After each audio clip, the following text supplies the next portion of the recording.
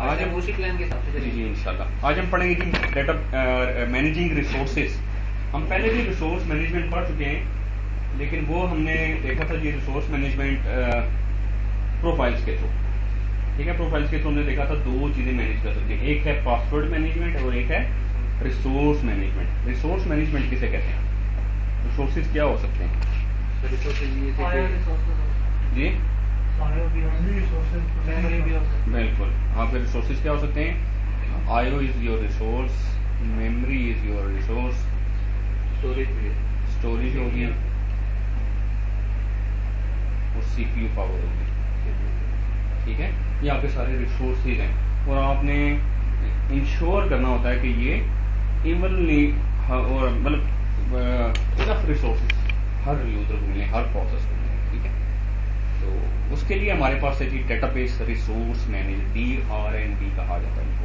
ठीक है जी, database resource manager. अच्छा, ये क्या करता है जी? डेटाबेस रिसोर्स मैनेजर रिसोर्सेज को मैनेज करता है। फॉर एग्जांपल आपकी एक डेटाबेस है, उसमें 3 तरह के यूजर्स हैं, OLTP यूजर्स हैं, DSS हैं और बैच यूजर्स हैं। आप चाहते हैं कि OLTP यूजर्स को ज़्यादा रिसोर्सेज मिलें और DSS यूजर्स को उससे कम मिले और बैच यूजर्स को सबसे कम मिले, और नाइट में ये रिवर्स हो गया। तो आप डेटाबेस रिसोर्स मैनेजर को यूज करते हुए प्रायोरिटाइज कर सकते हैं। वैसे प्रायोरिटाइज करने का कोई डेटाबेस रिसोर्स मैनेजर के अलावा डेटाबेस में कोई ऑप्शन नहीं है कि फलां यूजर की रिक्वेस्ट होगी वो टॉप प्रायोरिटी की होगी, फलां रिपोर्ट चलेगी वो टॉप प्रायोरिटी की होगी, फलां रिपोर्ट चलेगी वो लो प्रायोरिटी की, या फलां यूजर से कोई रिपोर्ट चलेगी तो वो लो प्रायोरिटी की होगी। लेकिन इसमें डेटाबेस रिसोर्स मैनेजर को यूज करते हुए आप प्रायोरिटाइज कर सकते हैं कि कौन सा ग्रुप ऑफ यूजर्स हैं जिनकी प्रायोरिटी हाई होगी। ठीक है, अच्छा इसका देखते हैं जी कि आर्किटेक्चर क्या है। रिसोर्स मैनेजर जो है उसमें आपके पास होते हैं जी रिसोर्स प्लान होते हैं।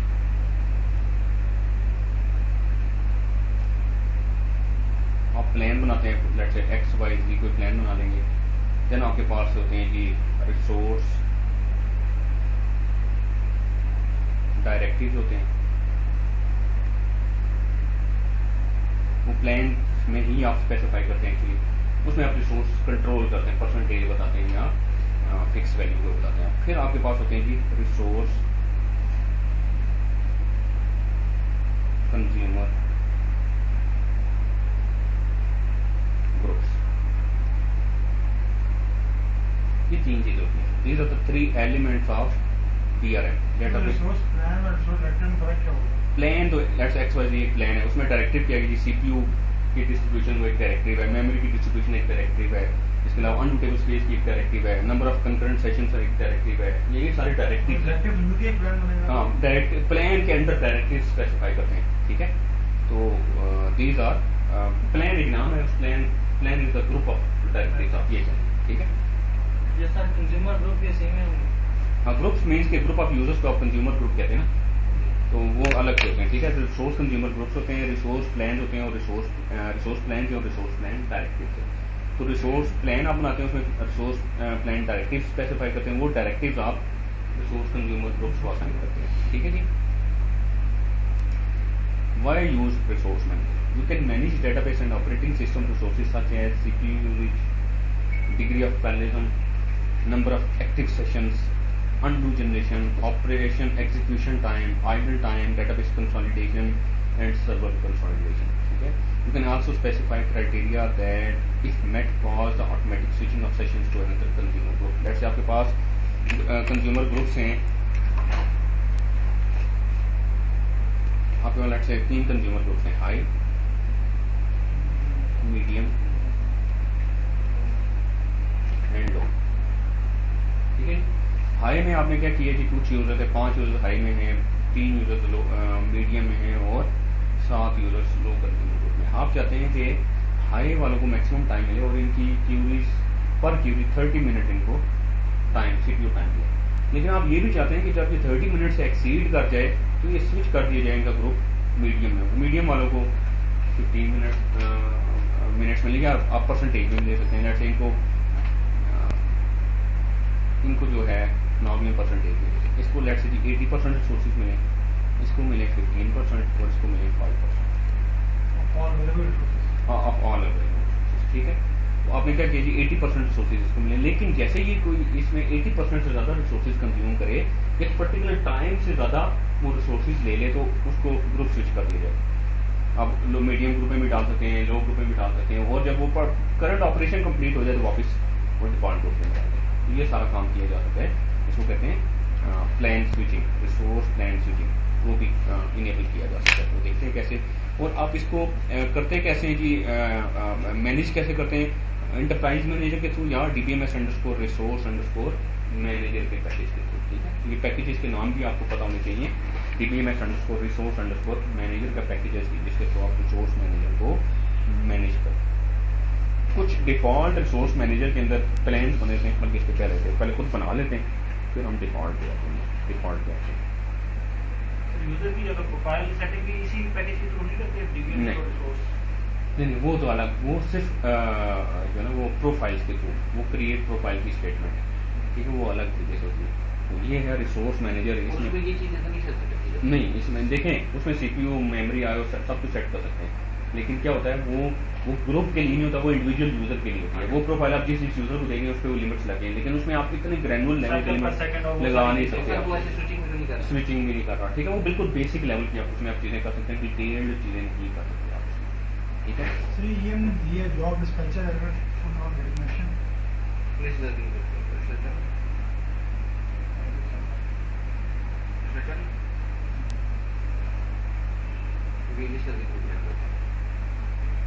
सो हम क्या करते हैं, इसको ज़रा सेटअप कर लेते हैं। हम इंटरप्राइज मैनेजर में सर्वर के टैब पे जाएंगे और इसमें ये है जी आपके पास रिसोर्स मैनेजर। अच्छा, अगर आप गेटिंग स्टार्टेड पे क्लिक करें तो ये आपको एक विज़ार्ड चलाएगा और उसमें सारी चीज़ें आपको एक सेटअप करके दे देगा। आप अलग अलग भी इसकी वो जो डिफरेंट एलिमेंट्स हैं वो अलग से भी क्रिएट कर सकते हैं। जैसे मैं कंज्यूमर ग्रुप्स क्रिएट कर लेता हूँ अलग अलग, तो मैं ऑलरेडी बहुत सारे बने हुए ग्रुप्स होते हैं आपके पास। ठीक है, आपके पास यूज़ कर सकते हैं, लेकिन बेहतर ये है कि ये ग्रुप्स ना एक्चुअली डिफॉल्ट जॉब्स के लिए डिफॉल्ट काम होगा। हाँ, तो इसलिए बेहतर है कि आप अपने ग्रुप से। ठीक है, तो मैं एक ग्रुप क्रिएट कर रहा हूँ हाई के नाम से।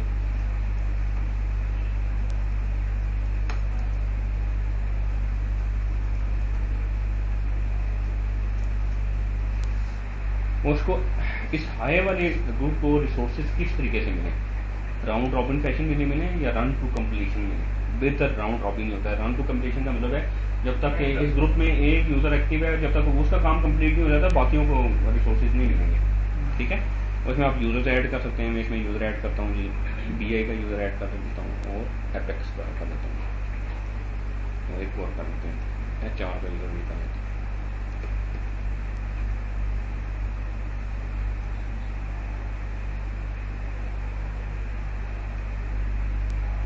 ठीक है जी, एक आपने हाई का ग्रुप क्रिएट कर लिया, एक और ग्रुप क्रिएट करते हैं लो के नाम से।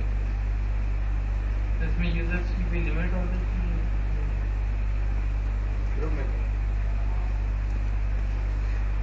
इसमें भी यूजर ऐड कर लेते हैं जी, HR टेस्ट कर लेते हैं। यस, मल्टीपल ग्रुप्स में हो सकता है, लेकिन वो किस ग्रुप के हिसाब से उसके पास करेगा। हाँ नहीं, एक्चुअली फिर वो कन्फ्लिक्ट आ जाएगा ना, इसलिए आप उसको एक वक्त में एक ग्रुप में डालेंगे उसको। अच्छा जी, ये मैंने 2 ग्रुप्स क्रिएट कर लिए, एक लो के नाम से एंड एक हाई के नाम से। वापस जाता हूँ मैं। अब मैं क्या करता हूँ जी, ग्रुप्स पहले जो मर्जी क्रिएट कर लें, पहले ग्रुप्स क्रिएट कर लें, पहले प्लान्स क्रिएट, बेहतर है कि पहले आप ग्रुप्स क्रिएट कर लें। ठीक है, क्योंकि प्लान्स के अंदर जाके आप ग्रुप्स की वो रेफरेंस देते हैं। फिर मैं प्लान्स क्रिएट करता हूँ। अब प्लान में आपके पास ऑलरेडी बने हुए प्लान भी हैं, इनको डिस्कस करते हैं हम, ये क्या प्लान, ये क्या करते हैं और इसमें क्या क्या ऑप्शन हैं।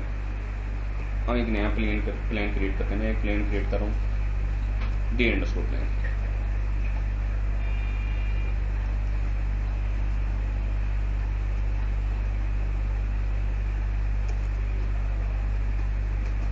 ठीक है जी, और इसको एक्टिवेट करना चाहें अभी तो एक्टिवेट कर सकते हैं, बाद में देखते हैं कैसे एक्टिवेट किया जाता है।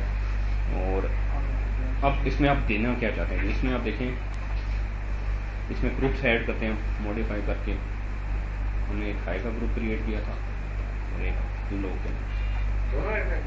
हाँ जी, इसको देखें, इस प्लान में दोनों ग्रुप्स को रिसोर्सेज देने ना, हाई को कितने रिसोर्सेज मिलेंगे, लो को कितने रिसोर्सेज मिलेंगे। ठीक है, और इसको जो रिसोर्सेज हम देंगे वो एडवांस्ड परसेंटेज भी दे सकते हैं। परसेंटेज में आपको बताएंगे कि कितने परसेंट डाटा। यहाँ पे आप देखें, लेट से मैं इसको देता हूँ रिसोर्सेज, लेट से 70% रिसोर्सेज में देता हूँ, हाई को 20%। इसको अगर 40 कर दें नहीं, परसेंटेज जो है ना 100% से ज़्यादा नहीं हो सकती।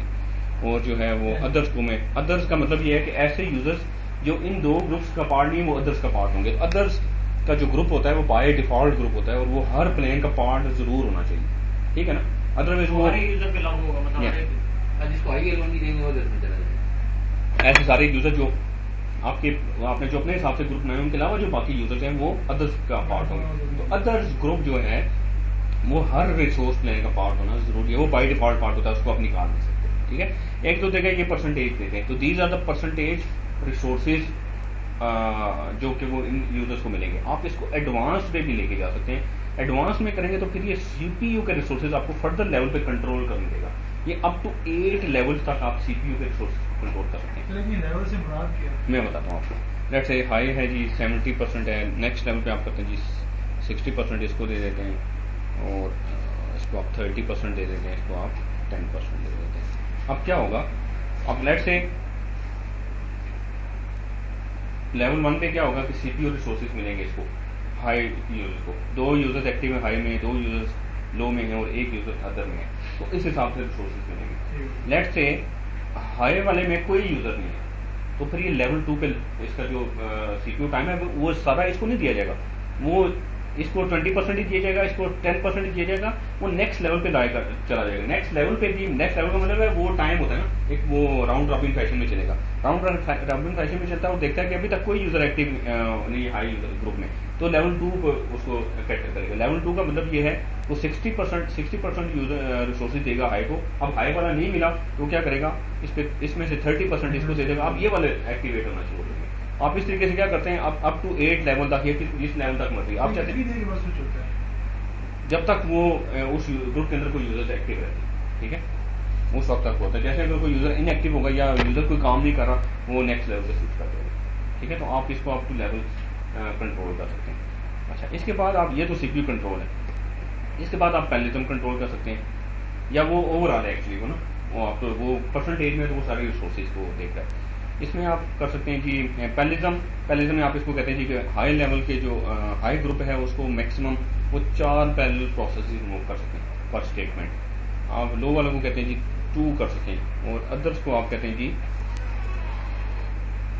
ये 1 पैरेलल प्रोसेस मूव कर सकते हैं, ठीक है, इसको भी 2 कर देते हैं। तो पैरेललिज्म पे आप कंट्रोल लगा सकते हैं। अदरवाइज अगर आपने नहीं लगाया, हाँ डेफिनेटली, और ये अगर आपने नहीं लगाया और एक यूजर ने पैरेलल की हिंट यूज की एक क्यूरी के अंदर, एक इंसर्ट के अंदर, एक अपडेट के अंदर, एक डिलीट के अंदर, एक सेलेक्ट के अंदर, तो जितने मर्जी पैरेलल प्रोसेसिंग होता है। सर इंसर्ट अपडेट के अंदर पैरेलल का हिंट यूज हो सकती है। मैं आपको हिंट्स का थोड़ा सा बताऊंगा। हिंट्स अगर आप यूज करें तो आप एक्चुअली जो एग्जीक्यूशन प्लान है उसको ओवरराइड कर सकते हैं, उसको इन्फ्लुएंस कर सकते हैं। ओके, इसी तरीके से आपके पास है जी सेशन स्पूल में आप देखते हैं जी हाई कंज्यूमर ग्रुप में से maximum 5 user at a time connect हो सकें, लो में से maximum at a time 3 connect हो सकें, अदर्स में आप कितने कनेक्ट हो सकें, ठीक है। और एक्टिवेशन क्यू टाइम आउट में आप सेकंड्स में दे सकते हैं। लेट से 5 से ज़्यादा जब यूजर कनेक्ट हो जाए, लेट से 5 ऑलरेडी काम कर रहे हैं, 6ठा यूजर कनेक्ट हो गया तो वो क्यू में डाल दिया, वो कनेक्ट तो हो जाएगा लेकिन वो कोई क्यूरी एग्जीक्यूट नहीं कर सकेगा। तो आप उसमें देखते हैं कि कितनी देर तक अगर वो क्यू में रहे या वेट करता है तो उसके बाद उसको एरर आ जाएगी, क्यूरी क्यू में नहीं आएगी, वो मतलब वो क्यूरी जब भी कोई एग्जीक्यूट करेगा तो वो क्यू में लगेगी, क्यूरी एक्चुअली क्यू में जाएगी, तो वो कोई क्यूरी एग्जीक्यूट नहीं होगी उसकी जब तक कि कोई दूसरा यूजर डिस्कनेक्ट ना हो जाए उस पर्टिकुलर ग्रुप का। तो ग्रुप में से नंबर ऑफ यूजर्स को आप रिस्ट्रिक्ट कर सकते हैं कि कितने users at a time connect हो सकते हैं, ठीक है। देन है जी अंडू पूल, कितनी अंडू पर ग्रुप, ये पूरे ग्रुप पे लगेगा, एक ग्रुप में कितने अंडू किलोबाइट्स में यूज कर सकते हैं, ठीक है। तो अंडू का टेबल स्पेस का साइज अगर आपके पास लिमिटेड है तो आप ये लगाएंगे, नॉर्मली ये नहीं लगाया जाता, ठीक है। सेशन पूल हम लगाते हैं, पैरेललिज्म लगाते हैं और जनरल लगाते हैं। थ्रेशोल्ड ये इंपॉर्टेंट है, ये भी लगाया जाता है। थ्रेशोल्ड में क्या है कि आप बताते हैं जी कि एग्जीक्यूशन टाइम, जैसे आप चाहते हैं कि इस ग्रुप में 15 मिनट्स एग्जीक्यूशन टाइम है, सॉरी 15 सेकेंड है एग्जीक्यूशन टाइम, आप इसमें लेट्स इसको कर देते हैं 900 सेकेंड्स, 900 सेकंड 15 मिनट हो जाएगा, ठीक है। आईओ लिमिट नॉर्मली लगाते थे, लेकिन आप अगर आप लगाना चाहें तो आप लगा सकते हैं। और IO request limit, number of request कितनी आईओ कर सकें मैक्सिमम, ठीक है। नॉर्मली हम एग्जीक्यूशन टाइम से लगाते हैं, नहीं ये नॉर्मली नहीं लगाना चाहिए, ठीक है, क्योंकि वो अब आपको नहीं पता कि आपके वो डेटा कितना लेके आएगा, कितनी रिक्वेस्ट करेगा, तो वो इसलिए बेहतर होता है कि आप एग्जीक्यूशन टाइम पे लगाएं। यस, और एक्शन में क्या करें, अगर वो 900 सेकंड से ज़्यादा अगर होगा उसका एग्जीक्यूशन टाइम, तो क्या करें, उसका सेशन किल कर दे, उसकी एसक्यूएल कैंसिल कर दे, उसका ग्रुप क्या कर दे, लो स्विच करते हैं, हम क्या करते हैं, इसको ग्रुप लो में स्विच करते हैं। इसी तरीके से लो वालों को क्या करें, उसका ग्रुप स्विच कर दे, उसकी क्यूरी कैंसिल कर दे, एंड सो आप ये लगा सकते हैं सारे, ठीक है।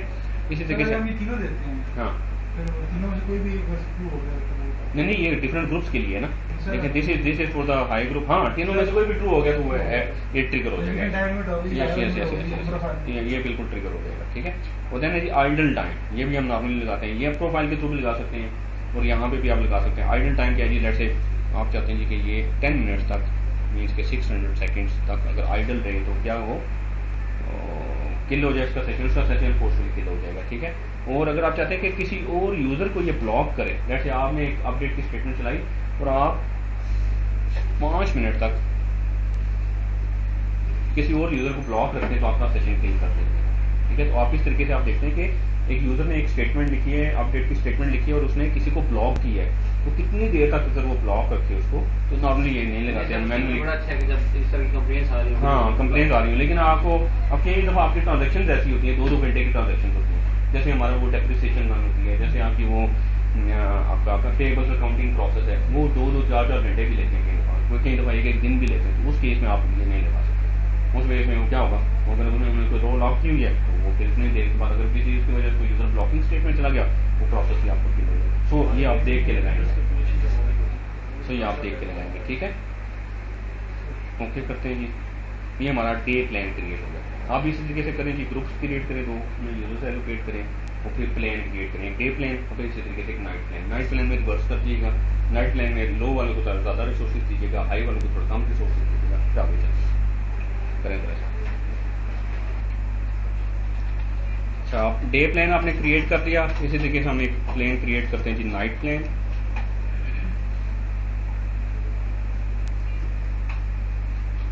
डिस्क्रिप्शन दे दें उसको, एडवांस इस पर दे देते हैं जी, इसमें हम ग्रुप्स ऐड कर लेते हैं, इसमें भी हाई का ग्रुप ऐड करेंगे एंड लो का ग्रुप ऐड करेंगे।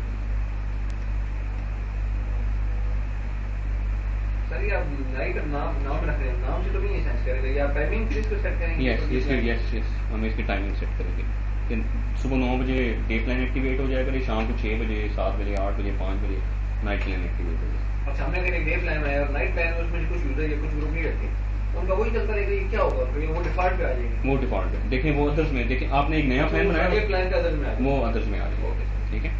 लेट्स से हाई को मैं चाहता हूँ कि नाइट में 50% रिसोर्सेज मिले, बल्कि 40% मिले, लो को मिले जी 45%, इसको भी 50% और 10% अदर्स।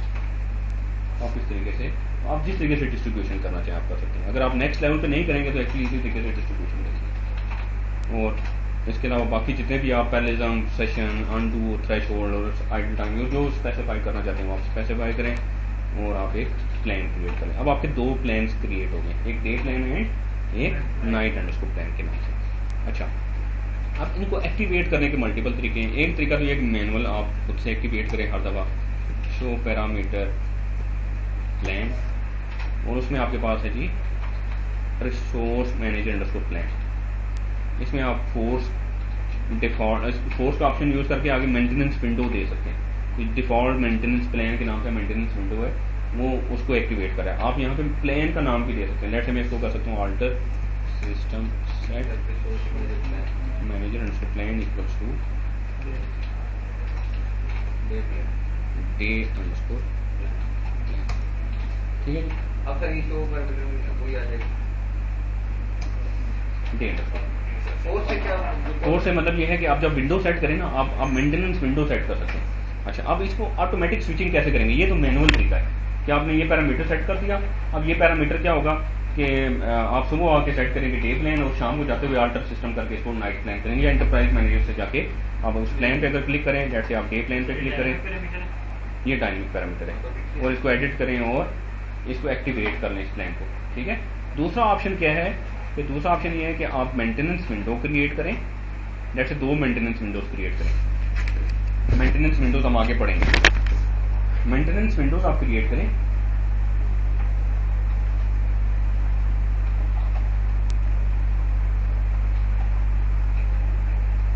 उसमें आप क्या करेंगे, जैसे मेंटेनेंस विंडो 1 क्रिएट कर लें या डे विंडो क्रिएट कर लें एंड विंडोज 2 क्रिएट कर लें।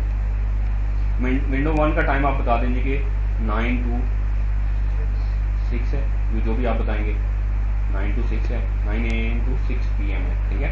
और जो आपकी विंडो 2 है ये नाइट विंडो है, इसका है टाइम है 6 to 9 AM, 6 to 8 AM to 9 AM। तो क्या होगा, ये विंडोज एक्टिवेट कर दें और इन विंडोज के साथ वो प्लान एसोसिएट कर दें। ये जो विंडो 1 है इसके साथ आप डे प्लान एसोसिएट कर दें, और विंडो 2 है उसके साथ आप नाइट प्लान एसोसिएट कर दें।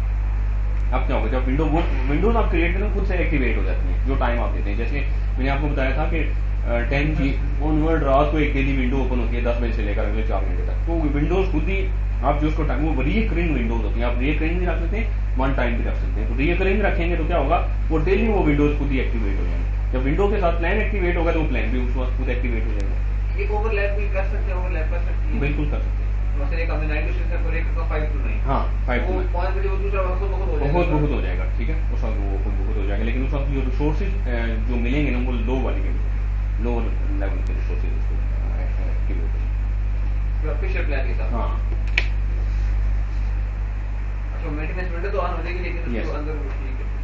प्लान, क्योंकि एक वक्त में एक ही एक्टिवेट हो सकता है ना। समा मेंटेनेंस विंडो के अलावा कोई तरीका नहीं है इसको एक्टिवेट करने का? नहीं, मैनुअल है। फिर तो मैनुअल ही है ना। आप यहाँ पे देखें, ये विंडोज है, विंडोज में अगर आप हैं ये आपके पास ऑलरेडी ये देखें, वीक विंडो है, वीकेंड विंडो है, मंडे की विंडो है, ट्यूसडे की विंडो है। आप अलग अलग विंडोज क्रिएट करता हूँ, टेस्ट बल्कि डे विंडो का। इसको रिसोर्स प्लान इसके साथ कौन सा एक्टिवेट करना है जी, डे प्लान है। प्रायोरिटी क्या है इस विंडो की, हायर प्रायोरिटी है कि ऑटोमेटिकली हो जाए, एक्टिवेट हो जाए। और इसके बाद डिस्क्रिप्शन दे दें, स्केड्यूल क्या जी, स्टैंडर्ड स्केड्यूल है या कैलेंडर आप दे सकते हैं, जैसे मैं स्टैंडर्ड देता हूँ। और इसके बाद है जी, आप एग्जिस्टिंग को स्केड्यूल अलग से भी बना सकते हैं, जब हम देखेंगे तो वो उस वक्त हम इसको कवर करेंगे। ये विंडो कब इनेबल हो और ये रिपीट हो कि ना हो, जैसे आप इसको कहते हैं कि बाय डेज ये रिपीट हो, और कौन कौन से डे पे रिपीट हो, जैसे कि डेली रिपीट हो, और ये ड्यूरेशन कितनी हो, टाइम किस वक्त हो इसका स्टार्ट हो जी ये 9 AM पे, और ड्यूरेशन 9 to 5 होगा जी 8 आवर्स। 9 कर लेना 6 तक हो जाए। और तो उसमें है। हाँ 0 आवर्स, ठीक है जी। और इमीडिएटली करना है, इसको करना है, एक्टिवेट करना है, या बाद में करना है, आप ये भी कर सकते हैं, ठीक है। तो आप इस तरीके से ओके करते हैं इसको।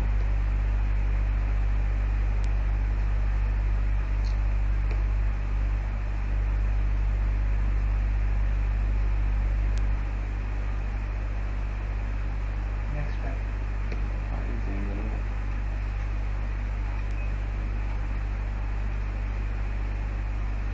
GMT +5 देंगे।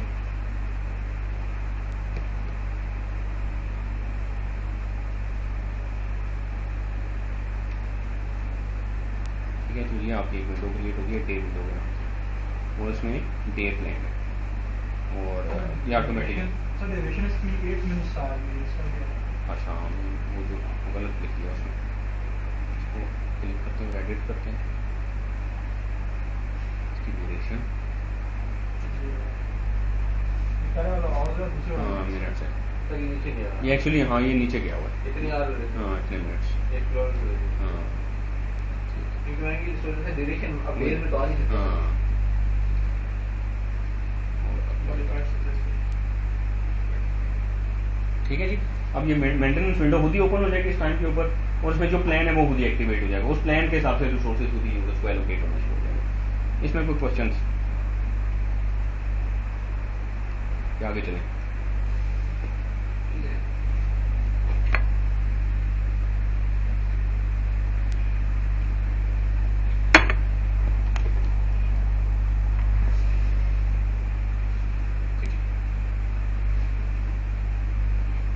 सर आपने यूजर को नो प्लान में रखा हुआ है, सिचुएशन ऐसी आ गई कि उसको एट टाइम रिक्वेस्ट आ गई है कुछ मतलब जिसको हाई प्लान चाहिए। हाँ, तो आप रन टाइम पे इसको कर सकते हैं। DBMS अंडरस्कोर रिसोर्स मैनेजर जो यूज करते हैं उसका रन टाइम पे प्लान चेंज कर उसको सकते ग्रुप चेंज किया जा सकता हैं। हाँ, ग्रुप चेंज किया लो से हाई हाई फिर वो यूज कर सकते हैं उस वक्त उस पर्टिकुलर स्टेटमेंट के लिए। जब नेक्स्ट स्टेटमेंट जाएगा तो वापस वो जो डिफॉल्ट उसका ग्रुप है वो उसमें, या फिर आप उसका डिफॉल्ट ग्रुप चेंज करते हैं। दो ऑप्शन है, एक करंट रनिंग स्टेटमेंट का आप चेंज करना चाहते हैं प्रायोरिटी तो वो चेंज कर सकते हैं, और एक ये है कि आप परमानेंटली उसको शिफ्ट करना चाहते हैं तो वो भी ग्रुप स्विचिंग कर सकते हैं। ठीक है सर लेकिन करंटली हम उसको हाई में करना चाह रहे हैं, लेकिन हाईली की सारी रिसोर्सेज यूटिलाइज है इस वक्त पूरी, इसलिए हमने परसेंटेज नहीं वेट करेगा फिर इस सिचुएशन में जाके, तो हम वेट करेंगे ताकि वो Yes. रिसोर्सेज फ्री हो जाए तब इसको। बिल्कुल। यहाँ पे देखें उसमें सिस ग्रुप अदर्स ग्रुप है और ऑटो मेंटेनेंस टास्क हैं, ऑटोमेटिक डायग्नोस्टिक के टास्क हैं, जो कि ये आपके मेंटेनेंस टास्क जो इनेबल होते हैं ना उनके लिए रिसोर्स ग्रुप्स ओरेकल ने क्रिएट किए हैं। और रात को 10 बजे जब मेंटेनेंस विंडो ओपन होती है उनको ये रिसोर्स प्लान्स बने हुए, ये रिसोर्स प्लान्स उनको एलोकेट होते हैं, उनके हिसाब से उनको रिसोर्सेज मिलते हैं। अब अगर इन रिसोर्स प्लान पे अगर आप चले जाएं तो उनको सेकंड लेवल पे जाके 5% रिसोर्सेज मिलेंगे। फर्स्ट लेवल पे मींस के अगर सिस ग्रुप में से या हायर प्रायोरिटी ग्रुप में से कोई यूजर एक्टिव है एक पर्टिकुलर टाइम पे, तो उसके अलावा फिर उसी को सारे रिसोर्सेज मिलेंगे, नेक्स्ट किसी को कोई रिसोर्स नहीं मिलेगा। ठीक है, और फिर इनकी प्रायोरिटी बहुत लो की गई है, यानी कि वो 4 घंटे की मेंटेनेंस विंडो ओपन होती है लेकिन उनकी प्रायोरिटी बहुत लो है। 4 घंटे के अंदर अंदर अगर उनका काम हो जाए तो हो जाए, अदरवाइज वो मेंटेनेंस विंडो एक दफा क्लोज हो गई उसका काम आगे रोक दिया। ये मेंटेनेंस विंडो का ये कंसेप्ट है। मेंटेनेंस विंडो का फायदा क्या होता है, अदरवाइज लेट्स से अगर आपने बैकअप एक चलाया, वो बैकअप आप चाहते हैं जी कि रात को 12 बजे चले और सुबह 8 बजे लाजमी कंप्लीट हो जाए, 8 से बाद वो ना अगर वो चले तो वो वहीं पे उसको रोक दिया जाए या किल कर दिया जाए। तो अगर आप मेंटेनेंस विंडो नहीं ओपन करेंगे तो वो हो सकता है रात को 12 बजे चले और दिन 12 बजे तक चलता रहे, मैनुअली आपको उसको फोर्सफुली क्लिक करना पड़ेगा। अगर आप उसको मेंटेनेंस विंडो के अंदर ओपन करेंगे, उसको स्केड्यूल करेंगे तो क्या होगा, मेंटेनेंस विंडो ओपन होगी, जब क्लोज होगी तो अगर वो काम कंप्लीट हो जाएगा तो ठीक है, अदरवाइज उसको वहीं पे रोक दिया जाएगा, अबॉर्ट कर दिया जाएगा। अबॉर्ट कर दिया जाएगा। अच्छा, पोटेंशियल वर्क फ्लो क्या हो सकता है? Your work flow for mandatory resource manager objects, create a new resource plan, create a consumer group, assign users to groups.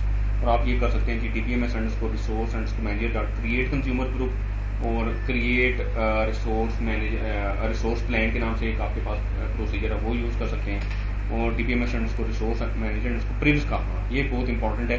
DBMS underscore resource underscore manager underscore privs के नाम से एक package अलग से है। 2 पैकेजेस हैं जो आपने ध्यान में रखने हैं, ये क्वेश्चन आएगा आपको उसमें एग्जाम्स में ना।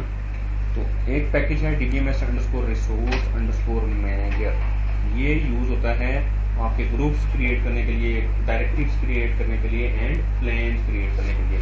और एक आपके पास पैकेज है DBMS underscore resource manager underscore privs, ये है आप प्रिविलेजेस देने के लिए कि कौन सा यूजर जो है वो एडमिनिस्ट्रेटर है रिसोर्स मैनेजर का, कौन सा यूजर है जो ग्रुप्स क्रिएट कर सकता है, प्लान्स क्रिएट कर सकता है, उनको मॉडिफाई कर सकता है, डायरेक्टरीज असाइन कर सकता है, वो सारे काम कर बाय डिफॉल्ट तो ये सिस्टम कर सकते हैं, बाय डिफॉल्ट सिस्टम कर सकते हैं। जैसे यहाँ पे देखें PM यूजर को दे रहे हैं, उसको कंज्यूमर ग्रुप एप्स यूजर के नाम से ग्रुप है, बल्कि यहाँ पे वो क्या कर रहा है, स्विच कर रहा है। अब इसके थ्रू आप एक तो प्रिविलेज दे सकते हैं, दूसरा ग्रुप स्विच कर सकते हैं। जैसे यहाँ पे देखें ग्रांटी नेम PM है, कंज्यूमर ग्रुप एप्स यूजर है और ग्रांट ऑप्शन फॉल्स। या ग्रांट नहीं कर सकता। हाँ जी, ग्रांट नहीं कर सकता, लेकिन इसको ये पर्टिकुलर राइट सिस्टम है।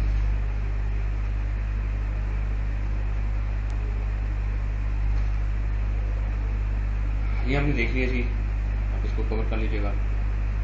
अब यही अगर आप करें कमांड लाइन से, यहाँ पे तो हमने देखें ये सारा ग्राफिकली किया ना, तो ये इसके डिफरेंट पैरामीटर्स हैं। मैनेजमेंट मेथड है, एम्फेसिस हो सकता है या रेशियो हो सकता है। जैसे यहाँ पे उसने बताया जी कि परसेंटेज में करना है या एडवांस में करना है, तो उसके लिए ये आपके पास 2 ऑप्शन हैं। देन पैरेलल डिग्री लिमिट जो हमारे पास यहाँ पे पैरेललिज्म के नाम से ऑप्शन है, उसके लिए ये पैरामीटर है जो कि आप उसमें पास करेंगे उस पैकेज के अंदर। बिल्कुल बिल्कुल एक्टिव सेशन पूल है, क्यूइंग है, फीफो टाइम आउट है, ये सारे आपके पास पैरामीटर्स है। कमांड लाइन से करेंगे तो ये पैरामीटर्स के नाम है, और एंटरप्राइज मैनेजर से करें तो अलग अलग टैब्स आपके पास अवेलेबल है। अच्छा, आपके पास जो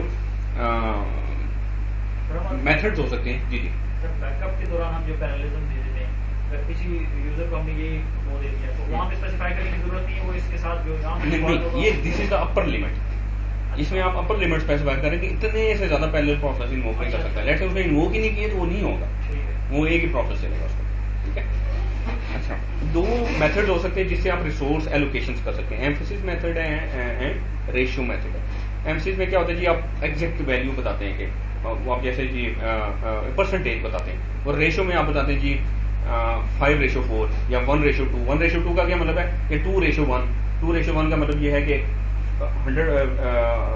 2 मल्टीपल रिसोर्सेज ग्रुप 1, लेट से एक हाई ग्रुप है एक लो ग्रुप है, आपने इसको 2:1 दिया हुआ है, तो 2:1 का मतलब है कि लो कंज्यूमर को आधा पार्ट मिलेगा और हाई कंज्यूमर्स को उसका डबल मिलेगा, यानी कि लो को जितना मिलेगा उसका डबल हाई कंज्यूमर्स को मिलेगा। तो आप रेशियो में दे सकते हैं। रेशियो में कोई पर्टिकुलर वो नहीं है, आप 2:1 दे दें, 5:7 दे दें, 10:10 दे दें, कुछ भी दे दें आप, ठीक है। लेकिन जो आप एम्फेसिस मेथड या परसेंटेज में देंगे, उसमें वो परसेंटेज जो है वो 100% से एक पर्टिकुलर लेवल पे 100% से ज्यादा नहीं हो सकती। The sum of percentage at any given level must be less than or equal to 100%, and you must use integer values, but there is no limit on the sum of values जब आप वो ratio में value देते हैं। और default नल है इसमें भी और इसमें भी डिफॉल्ट नल है। जैसे यहाँ पे देखें एक्टिव सेशन पूल मैकेनिज्म क्या है जी, आपके पास OLTP यूजर्स का एक ग्रुप है, उसमें एक्टिव सेशन पूल P1 जो पैरामीटर सेट हुआ है 5 सेट हुआ है, 5 यूजर्स एक्टिव है एक वक्त में, और आपका DSS यूजर उसमें एक्टिव सेशन पूल 3 सेट हुआ है, उसमें 3 यूजर्स ऑलरेडी एक्टिव हैं। अब DSS के 2 यूजर्स और आगे तो क्या होगा, वो क्यू में लग जाएंगे, उनको रिसोर्सेज एलोकेट नहीं होंगे। तो ये क्या कर रहा है, सेशन 8 है, उसने पैरेलल प्रोसेसिंग मूव किए हुए, 3 पैरेलल प्रोसेसिंग मूव किए हुए।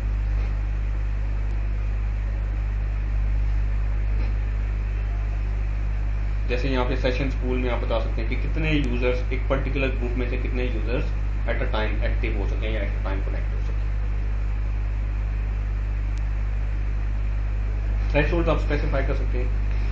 थ्रेशोल्ड आप किस किस चीज पे स्पेसिफाई कर सकते हैं जी, एग्जीक्यूशन टाइम पे, आईओस पे एंड नंबर ऑफ आईओ, हाँ नंबर ऑफ आईओस पे एंड आईओ साइज पे, ठीक है। तो वो आप यहाँ पे स्पेसिफाई कर सकते हैं।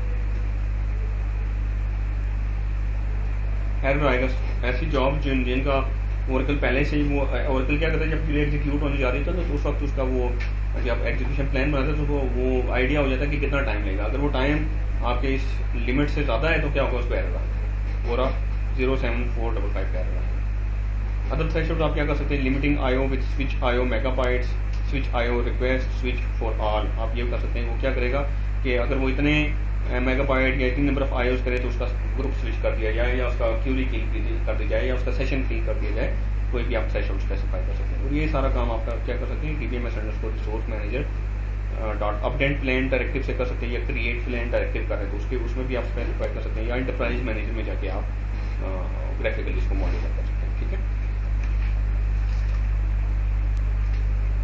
अच्छा, ये जनाब आपके पास 2 नए पैरामीटर्स आए 11G ऑनवर्ड। इसमें क्या है जी, CPU यूटिलाइजेशन आप लिमिट कर सकते हैं डेटाबेस लेवल पर, इसको CPU पेजिंग भी कहा जाता है, ठीक है। Specify the minimum and maximum CPU utilization limits. जैसे आपके पास है let's say DB consolidation plan 1 है आपके पास, और DB कंसोलिडेशन प्लान 2 आपके पास है। एक ही मशीन के ऊपर आपके पास एप्लीकेशन 1 चल रही है, application 2, application 3 and application 4।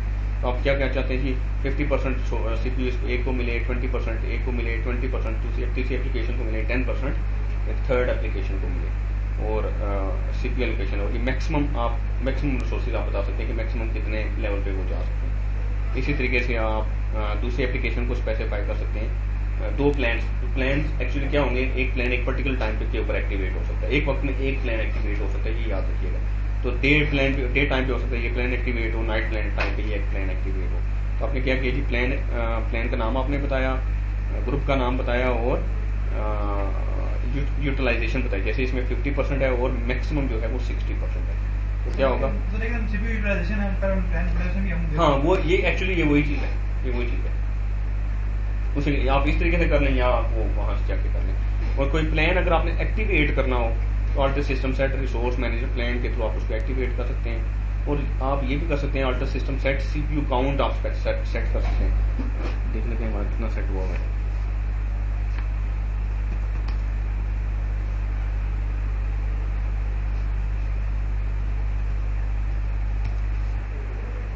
CPU count इसमें 2 सेट हुआ है।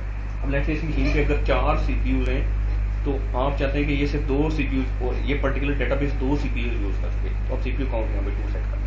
तो 4 के बजाय अब ये मशीन पे हैं 4 CPUs, लेकिन ये पर्टिकुलर डेटाबेस 2 CPUs यूज करेगी। जहाँ जितनी वैल्यू होगी उतनी यूज करेगी, उतने यूज करेगी। डिफॉल्ट में कितनी खाती है, जितने अवेलेबल होते हैं, जितने अवेलेबल होते हैं वो डिफॉल्ट में जितने भी वो जब वो इंस्टॉलेशन हो रही होती है ना, उसका जो भी वो उठाता है वो डिफॉल्ट वैल्यू वो सारे CPUs उठा लेते हैं।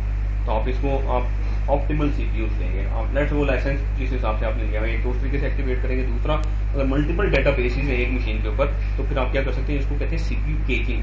आप CPU केजिंग कर सकते हैं। लेट्स से 4 CPUs तो 2 CPU एक मशीन को डेटाबेस को देते हैं, 2 CPU दूसरी डेटाबेस को देते हैं, तो वो पर्टिकुलर CPU सिर्फ यूज कर सकेंगे, उससे ज़्यादा CPU वो कंज्यूम नहीं कर सकेंगे। तो 2 अप्रोचेज हैं CPUs एलोकेट करने के। एक तो है जी ओवर प्रोविजनिंग और एक है पार्टीशनिंग। जैसे मैंने आपको बताया वो पार्टीशनिंग है। ओवर प्रोविजनिंग क्या है, आपके पास CPUs 4 हैं और 3 डेटाबेसेस हैं। डेटाबेस 1 को भी आपने 4 ही एलोकेट किए, डेटाबेस 2 को भी 4 एलोकेट किए, डेटाबेस 3 को भी 4 एलोकेट किए। सम करें तो ये कितने बनते हैं 12। हालांकि आपके पास CPUs कितने 4 है। तो क्या इसका मतलब यह है कि हर डेटाबेस हर CPU यूज कर सकते हैं। इसका ये मतलब वो आपने ओवर प्रोविजन किया हुआ है। तो ये आपके पास है जी ओवर प्रोविजनिंग अप्रोच में क्या है जी, आपके पास टोटल नंबर ऑफ CPUs 32 हैं। आपने इंस्टेंस D को 32 CPUs दिए हुए, इंस्टेंस C को हाँ जी टोटल हमारे पास हाँ जी sum of yes total number of CPUs आपके पास 16 है और सम आपके पास 32 रहा है। वो 32 सम कैसे आ रहा है, इंस्टेंस आपने हर एक को ना डिफरेंट CPUs दिए, CPUs असाइन किए हैं। जैसे इंस्टेंस A को आपने 8 दिए हुए, इंस्टेंस B को आपने 16 दिए हुए, इंस्टेंस C को आपने 24 दिए। लेकिन ये 24 देने से कोई फायदा नहीं होगा, या आपको 32 देने से आप हायर वैल्यू भी दे सकते हैं। आप नंबर ऑफ CPUs जितने हैं उससे ज़्यादा भी दे सकते हैं आप, ठीक है। वो क्या करेगा, उतने थ्रेड्स रिमूव कर देगा उस केस में, लेकिन उसका कोई फायदा नहीं होगा। आपके जितने नंबर ऑफ CPUs हैं उतने वैल्यू देंगे, उससे लेस वैल्यू आपको देनी चाहिए। सबसे बेहतर जो अप्रोच है वो पार्टीशनिंग का अप्रोच है। पार्टीशन में क्या है जी, instance A, instance B, instance D and instance D है। इंस्टेंस A को आप जितने CPUs हैं, लेट्स से ये इंस्टेंस A एक ऐसा डेटाबेस है जो कि आपकी हाईली कंकरेंट डेटाबेस है और क्रिटिकल है, तो उसको ज़्यादा रिसोर्सेज नहीं। देखिए ये this is for particular instance not as a database. अगर आपकी एक मशीन के ऊपर ज्यादा इंस्टेंसेस रन हो रहे हैं तो उस केस में कर सकते हैं, अदरवाइज नहीं कर सकते। आप नोड की प्रेफरेंस इसके थ्रू सेट नहीं कर सकते। इसमें आप इंस्टेंस की प्रेफरेंस सेट करेंगे। लेट्स से एक मशीन के ऊपर अगर रैक नोड भी है, 2 नोड्स का रैक है, तो उस रैक के ऊपर 2 डेटाबेसेस चल रही है। एक इंस्टेंस A है, एक इंस्टेंस B चल रहा है, दोनों मशीन पे, ठीक है। दोनों मशीन पे 2 इंस्टेंसेस चल रहे हैं, तो फिर आप इसको कंट्रोल कर सकते हैं, अदरवाइज नहीं कर सकते।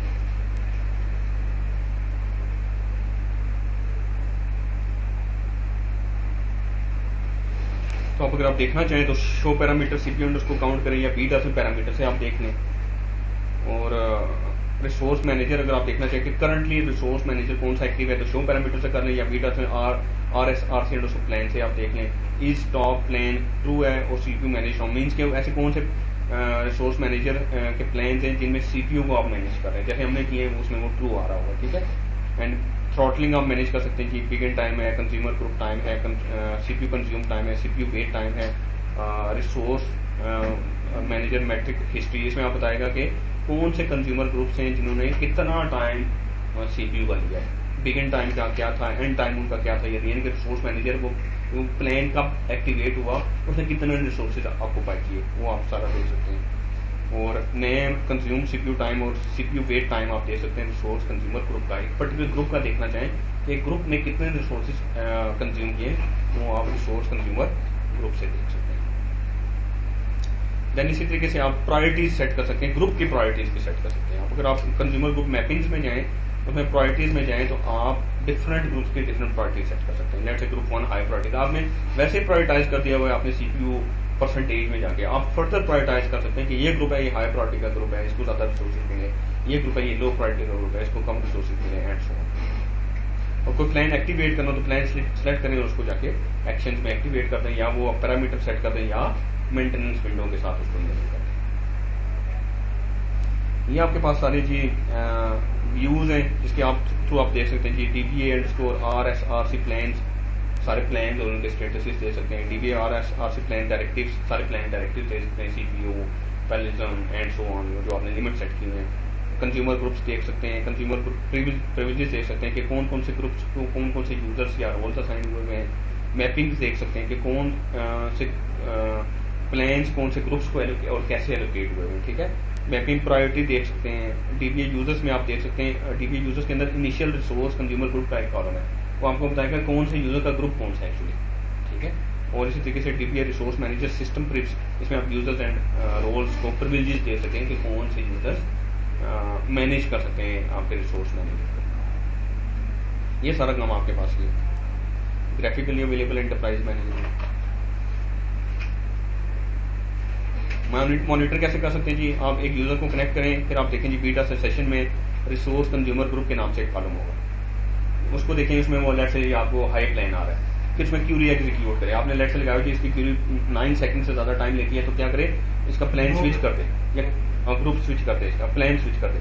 अब फिर जब लेट से क्यूरी एग्जीक्यूट करें और फिर देखें कि resource consumer group beta session में जाके इसका करंट ग्रुप क्या है, वो लो ग्रुप में स्विच कर देगा, ऑटोमेटिकली आप इस तरीके से इसको मॉनिटर कर सकते हैं। या बीटा से RSRC एंड उसको प्लान में जाके आप देख सकते हैं कि कौन कौन से एक्टिव प्लान्स हैं और सब कौन से यूजर्स को कौन सा प्लान मिला हुआ है। एंड बीज डन से RSRC consumer group a view that contains statistics for all active groups, कौन से ग्रुप्स कितने रिसोर्सेज आपको पता है।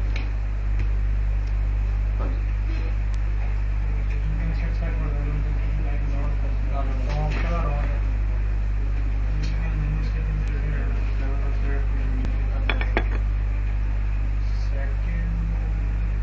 हमने CPU काउंट हो सकता है, हाँ वही चीज है, वही चीज। और फिर तो कर सकते हैं।